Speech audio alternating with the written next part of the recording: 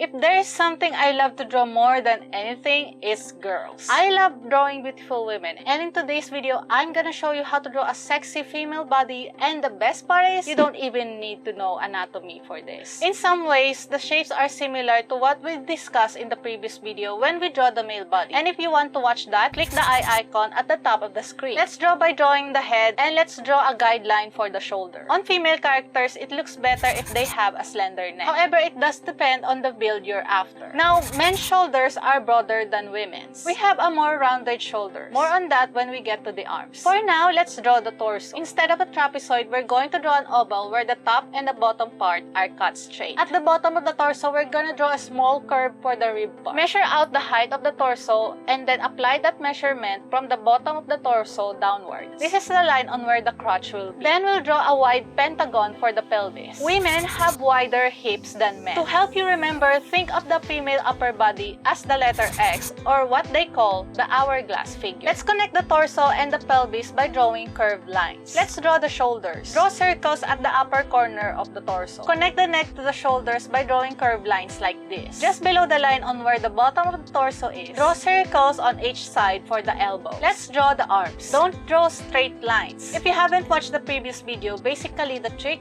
is you draw the arms by drawing one line straight and the other line curved. Just above on where the crotch is, let's draw a circle for the wrist. Let's draw the forearm by drawing a straight line and a curved line like this. Let's draw basic hand by drawing a trapezoid for the palms and adding the fingers. Measure out the height of the top of the head and the crotch area. Apply that measurement from the crotch area downwards. Let's draw a guideline halfway. Next, draw a circle by the middle line. Make sure that the line is in the middle of the circle. Let's draw the thighs. Ladies' thighs tend to be more wide in this area than the guys. Like the arms, we'll draw one line straight and the other line curved. Just a tad above the bottommost guideline, draw a circle for the ankles. Then draw the legs, applying the straight curve technique again. Draw a triangle around the circle for the feet. Don't worry, I didn't forget the most important thing. Let's draw the breast. Draw a guideline at the middle of the torso. Let's draw two slanted lines on where the center line and the shoulder line meet. Then draw a teardrop shape like this for the breast, making sure that the pointy part of the teardrop shape is aligned with the slanted line we drawn earlier. You are absolutely free to adjust the size of this for your character. I know some of you like them large, and I don't blame you. Just be sure not to go beyond the center line. Add the details like the face, clothes, or whatever it is you'd like to add. Be sure to follow the volume so that the character has depth. If you have any questions, feel free to leave it in the comments below. When you're drawing the character in 3/4 view, the shape of the torso will be slightly different. Depending on where the character is facing, the far side of the torso will be more flat and the other side will be more curved like this. We'll be drawing a teardrop shape for the breast. However, the far side is drawn like this, where one part is flat because it's attached to the chest. Similar to how we drew the abdomen in the previous video, let's draw a trapezoid just underneath here. Then we're gonna draw a pentagon shape like this. Then another pentagon going to the crotch area. When I add abs for women, it's not as prominent as I draw it for men. It does depend on the build of the character. I know some women have a very prominent six-pack, but you can pretty much get away just by drawing curved lines on the side and the center. Follow the proportions we've discussed in the front view while applying perspective. Let's add some details like the hair, clothes, etc. And we have drawn the female body. Now, if you want to learn how to draw a face for your lovely character, check out this video on the right.